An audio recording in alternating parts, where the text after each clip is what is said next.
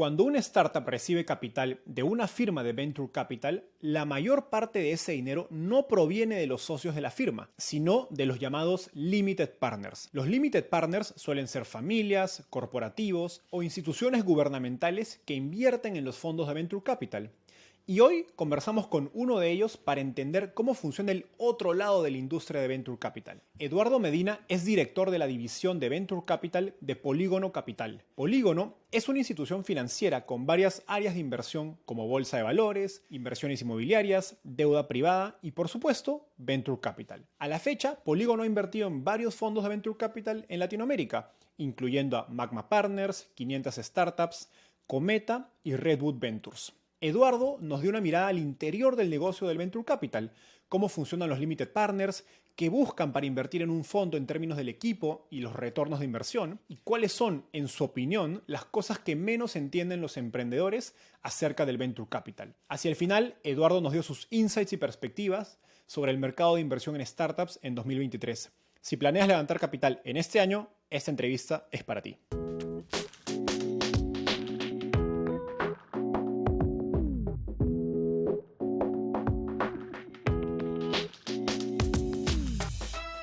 ¿Ya tienes Product Market Fit, pero no tienes el talento experto en tecnología para impulsar tu empresa? Por ello, Talently Hire te conecta en menos de 72 horas con desarrolladores de software con al menos 3 años de experiencia. Ya son más de 160 empresas globales como Microsoft, Mercado Libre y Nubank las que contratan con Talently. Conoce más en talently.tech/hire. Eduardo, bienvenido al podcast. Hola Enzo, un gusto poder estar contigo. Igualmente. A ver, amigo, empecemos con un poco de historia. Yo ya la he escuchado, pero cuéntanos a nuestra audiencia cómo llegaste al fascinante mundo de las startups y, en tu caso, desde el lado de inversionista. Por invitación, no por decisión. Cuando surge Polígono Capital, lo que hizo la familia fundadora fue tomar directivos que ya conocía para este nuevo proyecto de administración de assets, de activos, y tuvieron a bien invitarme a esta división de Venture Capital y Private Equity para dirigirla y hacer inversiones que fueran alineados con las cosas que como organización tenemos y como filosofía. Entonces, sin saber mucho, me involucré y ya 4 años después, digamos que puedo tener una conversación mucho más compleja de algo que no entendía, ¿no? Divertidísimo también. Me imagino. Y justo mencionabas que la organización de la que eres parte pertenece a una familia. En la práctica, ¿podríamos decir que Polígono Capital es un family office? ¿O cómo lo describirías? Porque tienen varios roles. Claro. Ya en este momento, 4 años después, lo describiría como una financiera. Si bien inició con un concepto que en la industria se conoce como family office, en este momento ya somos mucho más complejo que eso. Somos más sofisticados y también tenemos inversionistas que hemos invitado a participar con nosotros en estas inversiones. Y no solo en Venture Capital, somos una división de la organización. Tenemos 3 ejes principales de inversión, todo planeado en diversificar un portafolio para nuestros inversionistas. Entonces tenemos la división de Real Estate, que como buena financiera debes de tener una división inmobiliaria donde el riesgo es menor, las inversiones son a largo plazo. Tenemos una división de crédito y de renta fija. Tenemos una división de mercado de capitales. Entonces vamos incrementando el riesgo conforme pasas por división y está la de Venture Capital, que es la que maneja mayor riesgo en términos de las inversiones. Haciendo doble clic en la división de Venture Capital, que es la que diriges, esta tiene 2 roles, según entiendo, principales. Uno es de inversión directa y otro es de inversión en fondos de Venture Capital. Y ahí es donde me gustaría profundizar, porque no hay muchos Limited Partners o LPs en fondos que sean abiertos o sean públicos lo suficiente como para entender un poco ese lado del negocio que muchas veces se pierde y pues los emprendedores van a los fondos de Venture Capital y no tienen ni idea de dónde viene este capital. ¿De quién está detrás? Que van a recibir, exacto. Entonces, digamos, en esa línea los Limited Partners juegan un rol clave porque son quienes ponen el dinero en la práctica. Si bien los General Partners ponen, o los GPs o socios de los fondos ponen un porcentaje del dinero, es bastante pequeño, suele ser 1-2% de los fondos. Entonces, empieza explicándonos de manera general qué es un Limited Partner, LP, como decimos en inglés, o LP por sus siglas, en el contexto de Venture Capital y qué tipos de Limited Partners existen. Pero primero un poco nuestra estrategia se llama fondo de fondos. Yo soy un fondo, invierto en otro fondo y ese invierte en un emprendimiento. y también tengo la estrategia de invertir de manera directa. Entonces eso hace que seamos distintos y que entendamos las dos funciones o los dos roles. Entonces primero, cuando invertimos en fondos, nosotros lo que buscamos es administradores de activos que conocen la industria y que inviertes en las personas por varias cosas, ¿no? Su relacionamiento, por su conocimiento del mercado, por su capacidad de generar inversiones, por su track record de sus inversiones anteriores, y nosotros los utilizamos como generadores de deal flow o nosotros co-invertimos con ellos. Entonces, en mi portafolio abarca desde fondos en etapa temprana, semilla, presemilla, tengo fondos que están en ronda bridge, tengo fondos que están en serie A. Entonces lo que hemos hecho es tratar de cubrir todas las etapas de los emprendimientos a través de estos administradores de activos. Entonces eso nos da o nos permite tener indicadores en todas las etapas de cómo se comporta un emprendimiento en X industria, en fintech, o cómo han evolucionado sus indicadores para tomar mejores decisiones y hacer coinversiones. Y cuando hacemos la estrategia también de inversión directa, nos comportamos como un fondo. Tenemos un equipo que se dedica a generar deal flow. Es más pequeño relativo a fondos que tienen 50, 100 millones de dólares como activos. Y nosotros, fondos que revisan 2,000 startups, 1,000 las descartan en un batch, firman 10, yo de esas 10 reviso las 10 y a lo mejor invierto en una, o de cada 2 batch invierto en una. Y entonces nosotros hemos revisado en 2022 cerca de 300 emprendimientos de manera directa. Entonces, nuestro volumen es significativo para ser una financiera que no solo es Venture Capital. Y yendo a la parte de cómo funciona un LP, realmente el LP es el inversionista que está detrás del fondo. Generalmente los emprendedores ven a los fondos como los dueños del dinero. La realidad es que son administradores de dinero de alguien más. Entonces, una de las premisas principales es que deberías de saber, si tú eres un emprendedor, quién está detrás de los fondos, qué expectativas tienen esos inversionistas y qué más podrían hacer por ti. La realidad es que cualquier inversión, cualquier emprendimiento que toque nuestra puerta y esté en alguno de mis portafolios, yo seré el más feliz de ayudarlo, porque ya tiene nuestro dinero, porque ya podría yo hacer una conversión con ellos, porque ya tengo información sobre ellos. Mi mejor interés sería que cualquiera de ellos creciera, fuera rentable, tuviera un éxito y tuviéramos un retorno. Súper. Y hablando en el contexto de la industria de Venture Capital, ¿con qué otros limited partners uno se encuentra? O quizás tú como parte de la industria colaboras, conversas, así como los fondos de Venture Capital hablan con otros fondos, me imagino que los limited partners también hablas con otros limited partners dentro, al menos del contexto de Latinoamérica. ¿Con quién usualmente te encuentras? ¿Quiénes son esos otros principales participantes? Yo los dividiría por el tipo de LP. Están los que son ángeles inversionistas, que es su dinero, que no tiene una estructura y que es la persona que firma el cheque, que revisa los documentos, que trata de involucrarse y demás. Las figuras como nosotros, que somos financieras que administran dineros de terceros, y los LPs institucionales grandes que son significativos en los fondos, pero que su involucramiento es menor, porque administran dineros de Afores o de mutual funds o de cosas de ese tipo. Entonces, digamos que los ángeles inversionistas es un mercado muy parecido al de los emprendedores, donde te comunicas de manera muy transparente, preguntas qué has visto, qué te pareció el emprendedor, qué opiniones tienes de A, B o C, y generalmente vas con ellos también en inversiones como sindicadas, ¿no? Donde entre 3 o 4 ponemos un ticket y formamos un solo grupo y vas a participar en un emprendimiento. Dado que el mínimo de cheque es menor para un fondo versus una startup. Exacto. Nosotros lo que hacemos generalmente es entrar con 1 o 2 vehículos, dependiendo el cheque que ponemos, ¿no? Nuestra estrategia siempre ha sido entrar con un ticket relativamente pequeño y con los emprendimientos que nos gustan o que vemos que están creciendo, incrementar nuestra posición a lo largo del tiempo. Entonces, digamos que esta relación completamente existe y es bastante divertida, ¿no? En lo último, con emprendimientos te refieres a fondos de Venture Capital, ¿correcto? Con fondos de Venture Capital o con startups, sí. Perfecto. Ahora, y una pregunta muy, muy logística o legal, a los socios se les conoce como general partners, a ustedes o los fondos detrás de los fondos se les conoce como limited partners. ¿Qué implica ser un socio limited?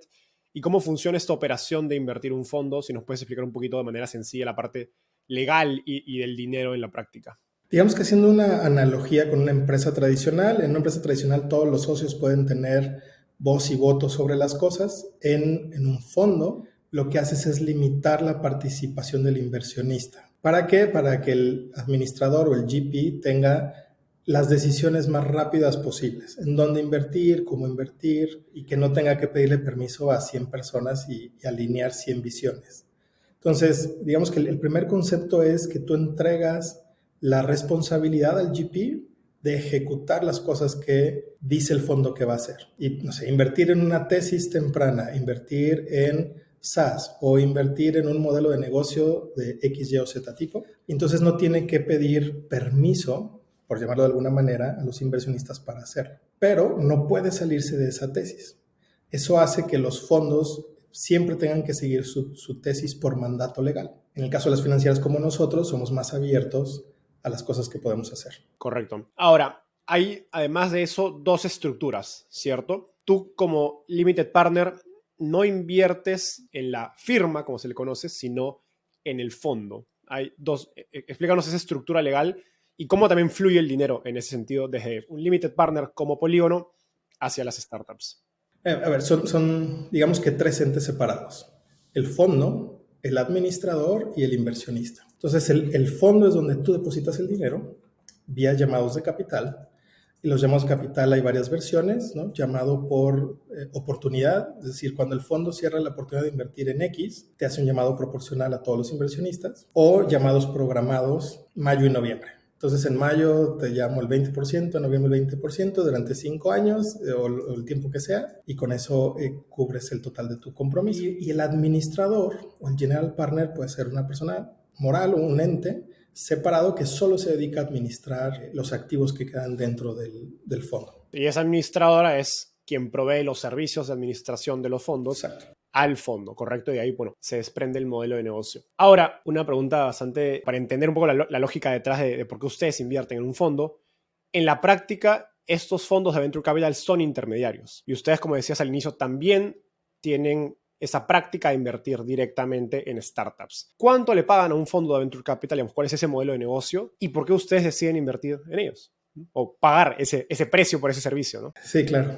A ver, tú siempre estás dispuesto a pagar por tener un rendimiento que tú de manera individual no podrías tener. Entonces, ¿cuál es el estándar en la industria de Venture Capital? Y le llaman el 220. 2% de management fee anual y 20% de carried o de carried interest, que es sobre las utilidades finales del fondo. Entonces, la realidad es que el 20% del dinero que da un inversionista es costo administrativo, ¿no? Es el costo de administrar el fondo, de generar el deal flow, de estar presente, de generar mercadotecnia, de pagar oficinas y demás. El fondo invierte usualmente el 80%. Con ese 80% tiene que generar los retornos suficientes para que los inversionistas continúen invirtiendo en ese tipo de fondos. Entonces, digamos que se invierte 100 y el fondo regresa a 300, esas 3X tendrían que, o 3X, 4X, 5X, las que sean, tienen que ser suficientes para que valga la pena correr el riesgo. Entonces, más allá de decir cuánto te cobra, es al final del día rendimiento menos cobros y menos cualquier erogación que sea significativo la tasa de retorno para el inversionista.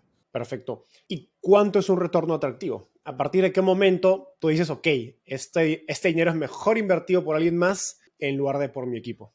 En nuestro caso, tenemos un componente que no solo es financiero. Buscamos 3 cosas. Primero, invertir en proyectos éticos. Nos hemos presentado o nos han presentado proyectos donde financieramente son muy rentables, pero que no nos convence el modelo de negocio, ¿no? Prestar a la base de la pirámide una tasa de 2% mensual, de 2% diaria, claro que es negocio, pero no va relacionado con los valores que nosotros queremos tener. Queremos ayudar a la base de la pirámide, no que estén peor después de utilizar un servicio que esté fondeado por nosotros. Queremos tener rendimientos competitivos. Por ejemplo, en la industria de arte o de agricultura, los rendimientos esperados son menores, los rendimientos financieros son menores, pero el impacto económico en comunidades, en el mundo, en el ecosistema y en cómo nos alimentamos también cuenta para nosotros. Entonces, el impacto no solo es financiero, sino también el impacto que puedes tener de las inversiones en construir un mejor mundo. Y por último, generar valor y desarrollo económico. Entonces, ¿qué buscamos? Tener mejores empleos, tener mejores salarios, tener personas que usualmente no tendrían acceso a cosas, que puedan tener acceso a cosas. Entonces, nosotros evaluamos todo eso. Nos hace un ente distinto porque no solo es lo financiero. Entonces podrías decir 17, 20, 25, 30, 40, el número que quieras, pero nosotros agregamos otros valores. Ahora, si solo hablaras del concepto financiero, nosotros partimos de la premisa de más es mejor que menos y hoy es mejor que mañana.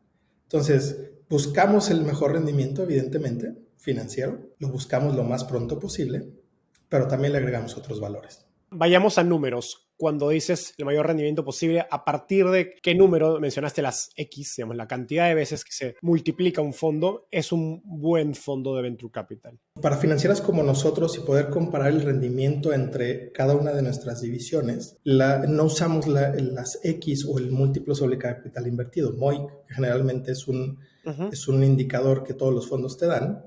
Lo que utilizamos es la tasa de retorno, el IRR, porque es lo que podemos comparar entre inversiones libre de riesgo, inmobiliarias, de renta fija y demás. Entonces, digamos que ese es el estándar donde cualquier financiera puede comparar las inversiones llevándolo a términos de una tasa anualizada. Entonces, ¿nosotros qué hacemos? Partimos de la tasa libre de riesgo. Nosotros estamos en México, entonces nuestra tasa libre de riesgo es distinta a la de otros inversionistas. A partir de ahí apilamos rendimientos esperados, ¿no? Entonces, le sumo el rendimiento de real estate, le sumo el rendimiento de delta, el diferencial de rendimiento para renta fija, y entonces voy incrementando el riesgo, voy incrementando el rendimiento esperado. Entonces, ¿qué puedes llegar a estar en términos de dólares? Sobre los 25 a 35 como objetivo. Cualquier cosa arriba de eso es deseable, no necesariamente esperado. Interesante. En otras palabras, dado que invertir en deuda inmobiliario te puede dar 10 o 15,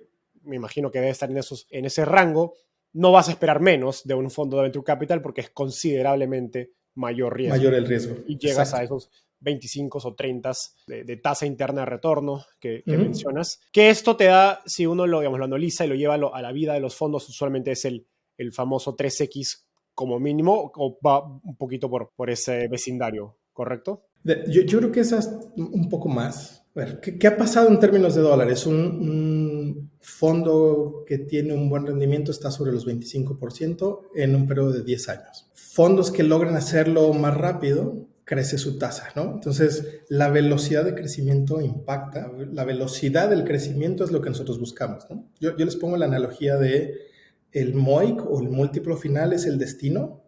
Entonces, quieres llegar lo más lejos posible. Desde la perspectiva de tasa, tú quieres llegar lo más rápido posible. ¿A dónde? No lo sabes, pero que sea rápido.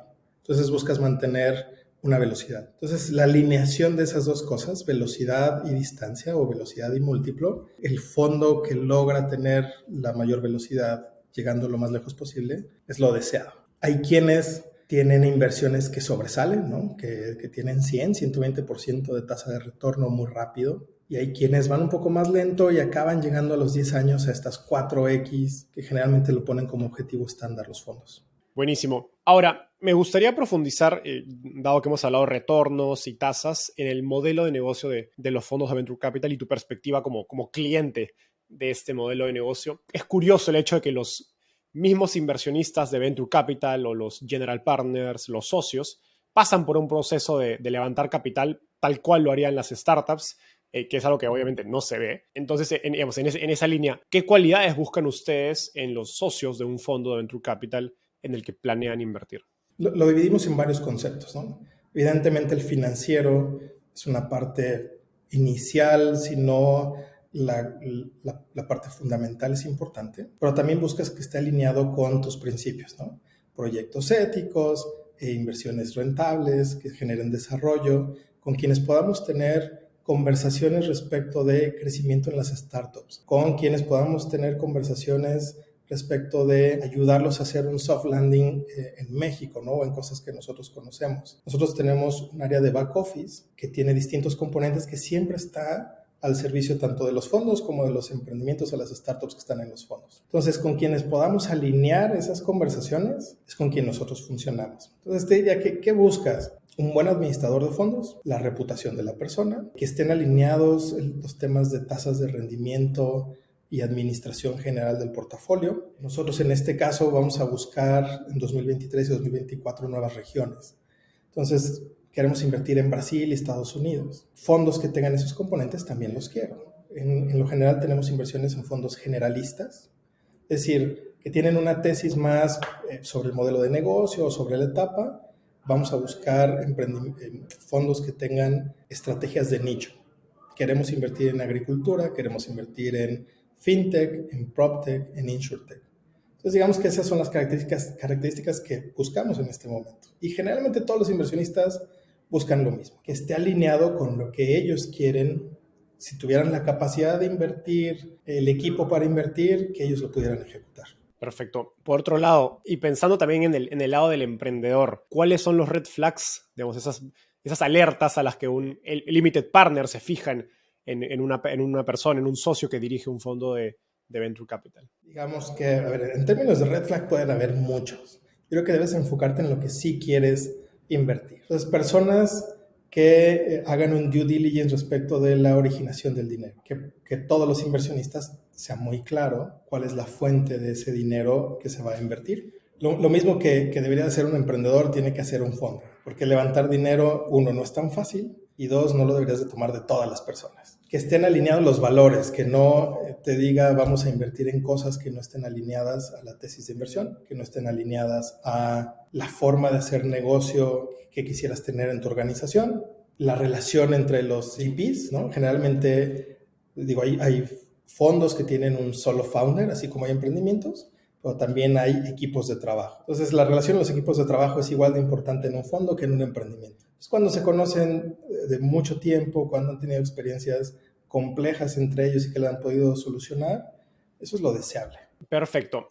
Ahora, ¿cuáles dirías que son, digamos, las dinámicas del venture capital de la industria que tú ves como limited partner que los emprendedores menos entienden y deberían estar más familiarizados? Yo creo que deberían de conocer realmente al inversionista. El fondo es el mecanismo por el cual un inversionista invierte en un emprendimiento, y me parece que no solo tienes un socio, ¿no? Si invierte un fondo en ti, no tienes un socio, tienes muchos socios detrás que pudieran ser estos habilitadores que necesitas para el crecimiento de tu organización. Entonces, conocer las dinámicas del inversionista, qué está buscando, quiénes son, cómo te pudieran ayudar, qué relacionamiento tienen. Eso me parece que sea fundamental para el emprendedor y su crecimiento.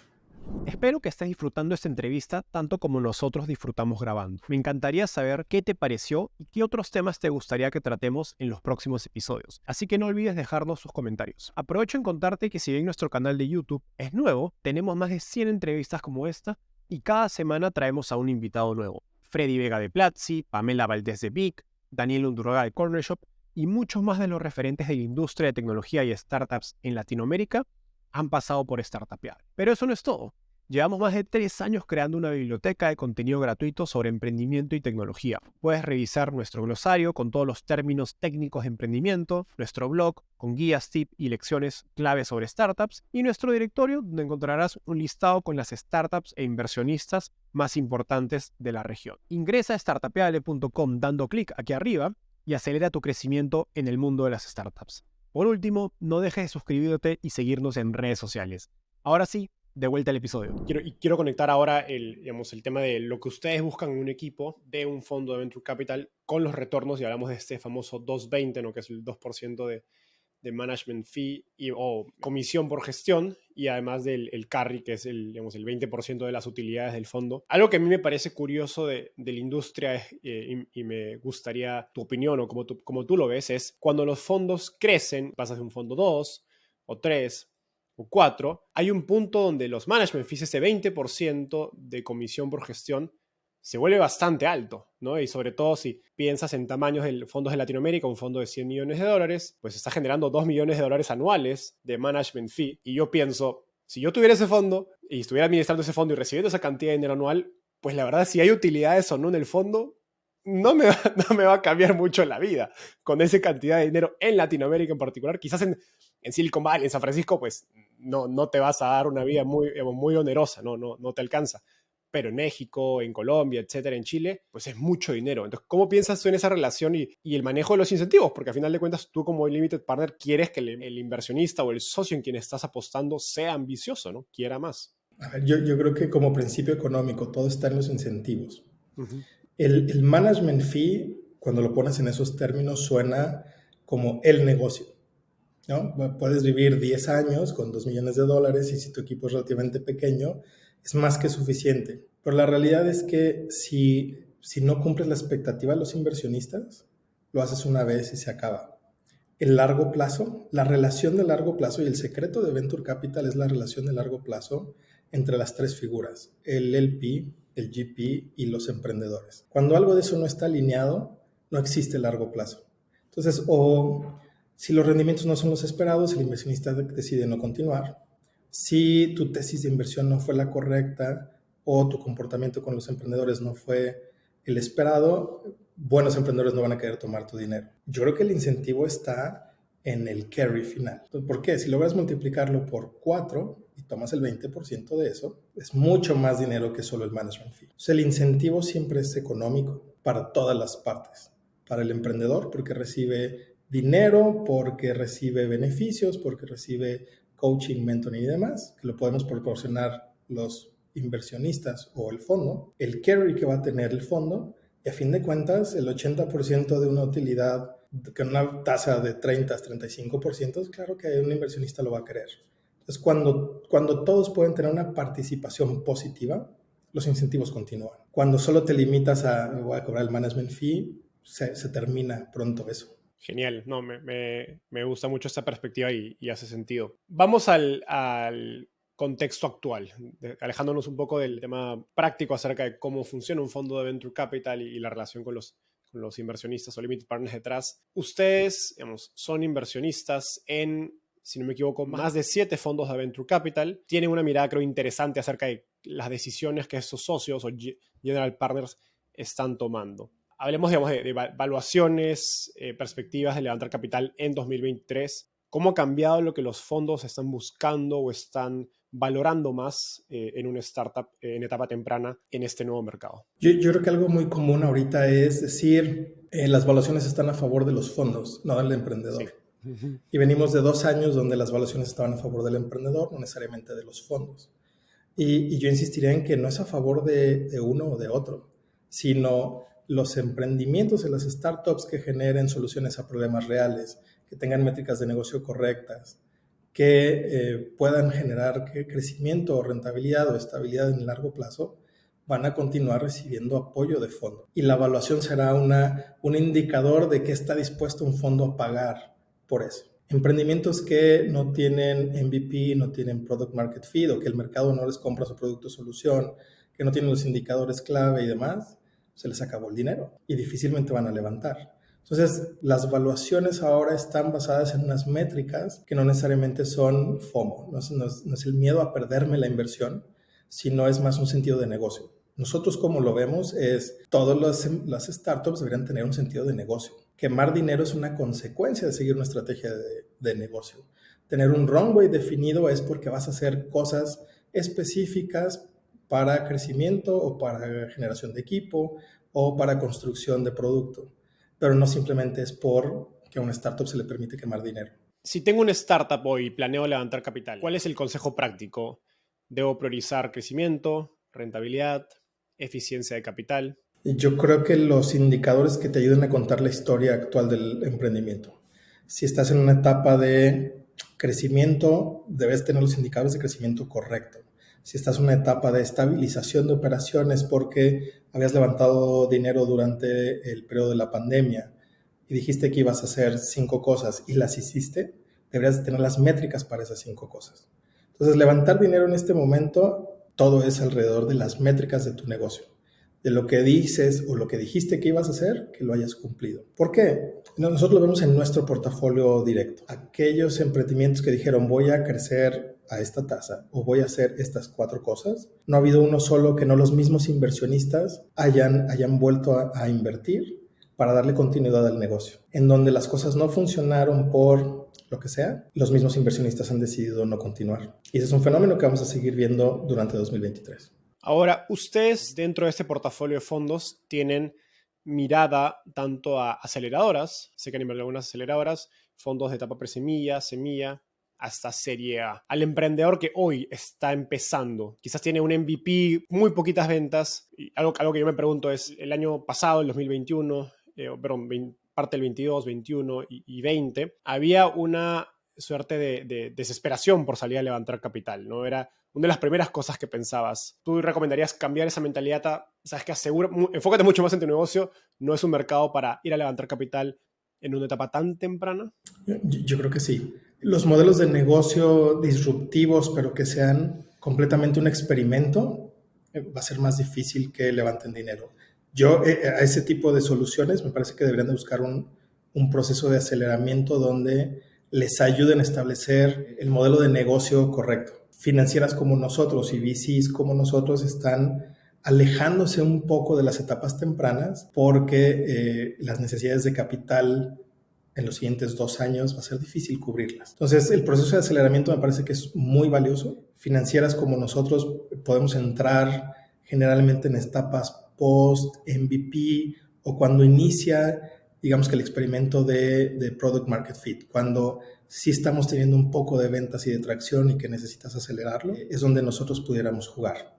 Yo le recomendaría a cualquier emprendedor, primero que emprenda, que no tenga miedo. Los negocios que funcionan van a seguir recibiendo dinero. Van a seguir recibiendo dinero de VCs, de ángeles, de fondos como nosotros, siempre y cuando cumplan tesis de inversión, ¿no? Y siempre la pregunta es, ¿y qué buscas?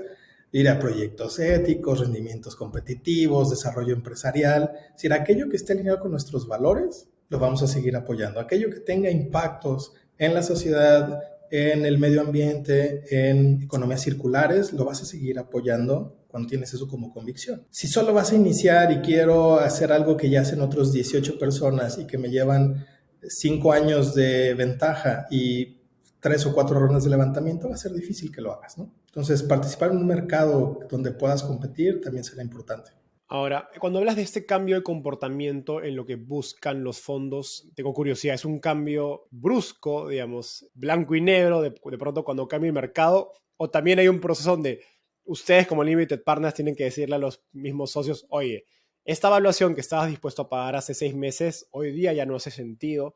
¿Cómo funciona ese lado más quizás político, en negociaciones del lado de los socios de los fondos con sus clientes, que son los Limited Partners? Cuestionar siempre es difícil, ¿no? Los emprendedores, yo he visto muchos que dicen, no, yo no quiero tener un consejo de administración porque quiero tener la libertad de toma de decisiones. Los consejos de administración funcionan para que tomes mejores decisiones. Un buen consejo. Un mal consejo donde no te den retroalimentación para mejor toma de decisiones no funciona. Lo mismo pasa con los fondos.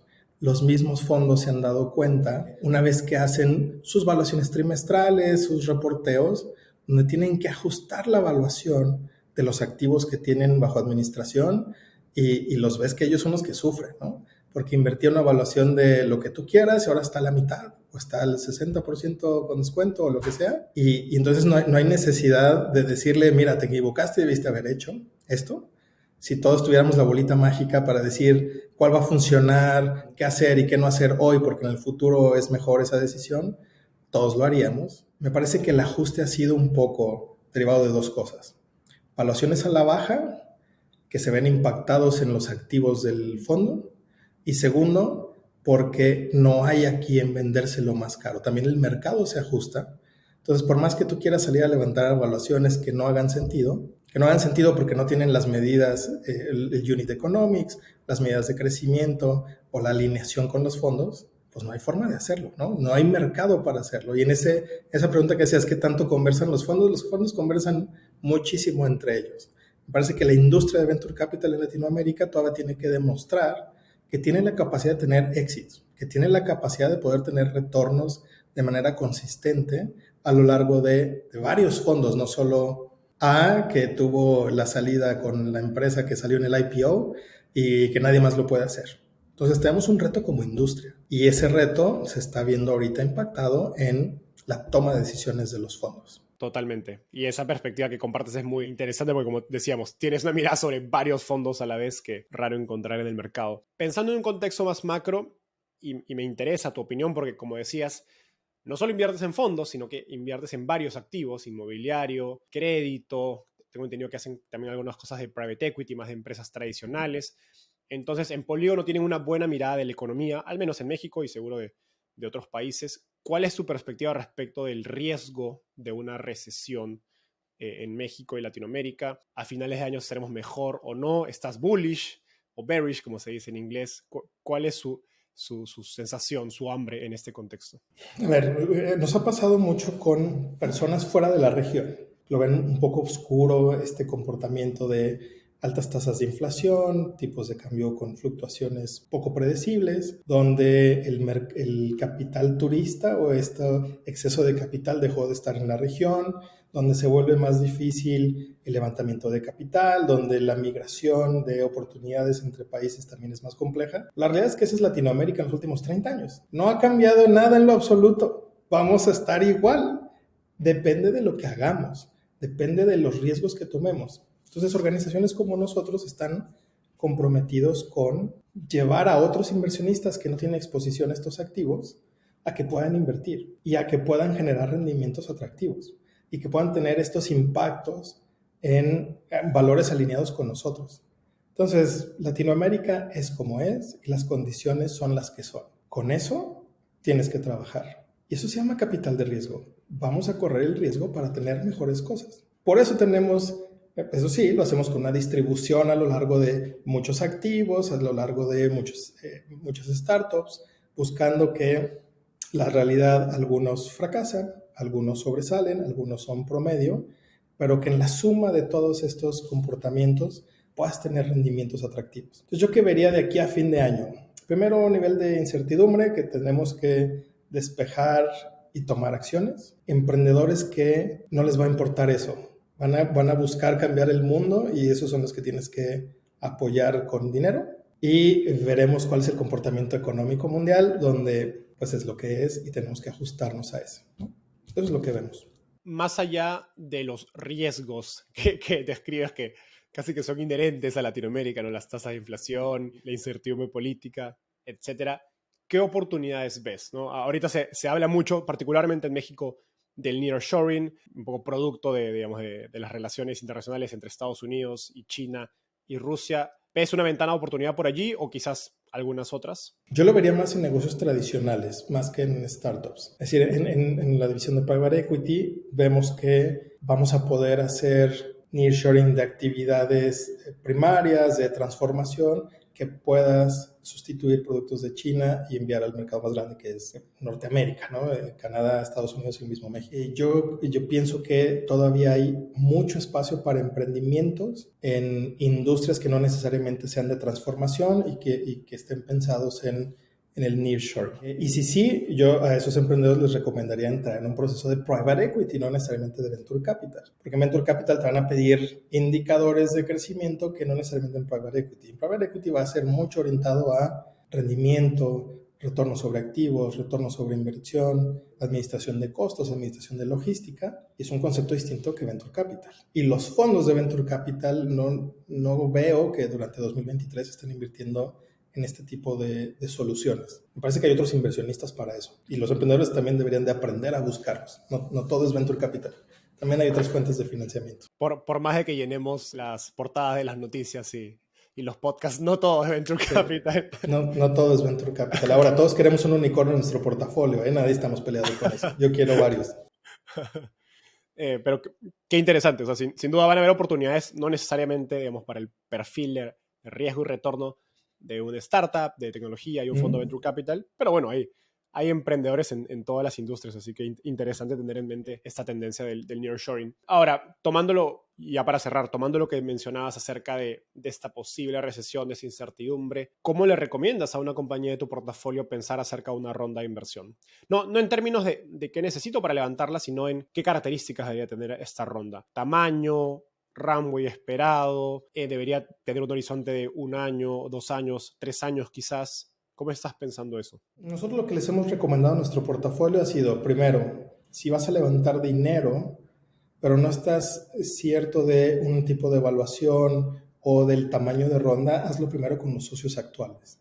Porque los socios actuales tienen mucha más información, el proceso de levantamiento va a ser más corto, no tienes que iniciar de cero, ¿no? En un pitch, que empieces a explicar qué eres, por qué lo haces, dónde lo haces y demás, sino, saber, esto que me comprometí, lo cumplí, y necesito este capital para soportar 2023, para crecimiento, para lo que sea. Nosotros hemos visto que el 80% de los inversionistas en este tipo de rondas vuelven a invertir y se aseguran de que estos buenos emprendimientos, estos buenas startups continúen. Y que eso que te da te permite tener tiempo para reestructurar una ronda más grande, para tener mejores indicadores, para sortear algún tipo de necesidad. Para quienes tienen problemas de flujo, porque esa es una realidad, yo creo que deben de asegurarse de que sus indicadores sean los correctos. Si este no es el momento de levantar, vas a tener que optimizar los recursos y tratar de reducir la quema de dinero e incrementar el runway. Yo creo que no hay una respuesta correcta para decir 30 meses de runway, 24 meses de runway. Siempre lo deseado es tener la mayor cantidad de tiempo disponible para la startup, pero no tener dinero ocioso, no hacer una dilución de todos los socios simplemente por temor al que va a pasar. Si el modelo de negocio funciona, lo más probable es que sí vayas a tener dinero de tus socios y accionistas actuales. Entonces, enfócate en las relaciones con tus socios actuales. Eso es uno de los grandes consejos que muchos emprendedores, si lo siguen, se aseguran de la continuidad de su negocio en el tiempo. ¿Cuáles crees que son esos puntos principales donde los emprendedores fallan para mantener esas relaciones con sus socios actuales?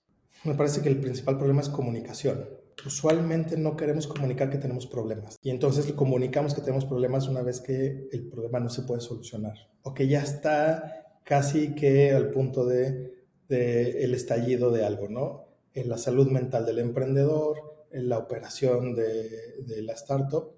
Cuando tienes comunicación continua con tus inversionistas y pides ayuda, generalmente la obtienes en el tiempo correcto. Cuando te tardas en decir y en admitir que algo no está funcionando, porque pueden ser cosas externas. En Latinoamérica tenemos un problema con decir no y con decir tengo problemas. Si se quitan eso de la mente y lo hacen lo más rápido posible, te entrega al inversionista otra perspectiva, ¿no? Ni es tan malo y ni tan profundo y negro el abismo y puedes salir. Entonces, acercarte y comunicarte con el fondo o con los otros inversionistas o con los inversionistas del fondo ayuda muchísimo. Es irónico lo que dices, porque uno pensaría que si comunica va a ir todo peor, pero en verdad suele ser al revés. Ahí llegan nuevas perspectivas sobre los problemas y al final y muchas veces la solución puede que la tenga uno de estos socios, ¿no? Que tienen todos los intereses alineados contigo porque quieren que te vaya bien, no quieren que tu empresa se funda. Nadie quiere que una de sus inversiones se muera. Esa es una realidad. A veces no hay para dónde hacerse, no hay otra opción. Todos los inversionistas que ponemos dinero queremos que esa inversión crezca y que se ejecute lo que se debía de ejecutar. Que los impactos que buscábamos que se tuvieran, se tengan. Genial. Eduardo, llegamos a la parte final. Esta es una ronda de preguntas rápidas. Te voy a hacer una pregunta corta y me tienes que responder en menos de 1 minuto. ¿Estás listo? Súper. Si tuvieras que empezar a invertir en startups de nuevo, desde cero, ¿cuál sería el principal consejo que te darías? Ser más agresivo con quien sí quiero invertir y decir no más rápido con quien definitivamente no será un fit para nosotros. Interesante. ¿Cuál ha sido el libro más influyente en tu camino por el mundo de las startups? Generalmente te dan una respuesta de libros para el emprendedor. El mejor libro para entender cómo funciona un fondo se llama The Business of Venture Capital, de Mahendra Ramsingani. Yo creo que acabo de decir horrible su nombre, es un indio, pero es la mejor manera de entender cómo funciona un fondo, cómo funciona un LP y cómo funcionan todas las relaciones entre inversionistas y fondo. Totalmente de acuerdo. Y ahí creo que hay una ingeniería que los emprendedores que le entienden tienen una ventaja significativa para levantar capital. Como Crack the Code y todos estos, pero la versión para entender al inversionista es ese libro. Exacto. Finalmente, ¿qué te gustaría cambiar del mundo de las startups en Latinoamérica? Algunas perspectivas o algunos paradigmas. El emprendedor debería de ser más abierto a la crítica y el inversionista debería de ser abierto a los experimentos del emprendedor. Siempre hay un punto medio y no hay mejor cosa que las cosas funcionen. Pero también cuando las cosas no funcionan, cerrarlo como debe de ser. Genial reflexión para cerrar este episodio. Gracias, Eduardo. Eso fue todo por hoy. Un gusto tenerte en el podcast. Bye. Muchísimas gracias, Enzo. Gracias por llegar hasta el final. No olvides suscribirte dándole clic aquí. Cada semana tenemos nuevos episodios y si quieres seguir aprendiendo ahora, mira esta entrevista que estoy seguro que te gustará. No olvides que en Startupeable llevamos más de 3 años creando contenido gratuito sobre emprendimiento y tecnología. Puedes revisar nuestro blog, glosario y directorio dando clic aquí.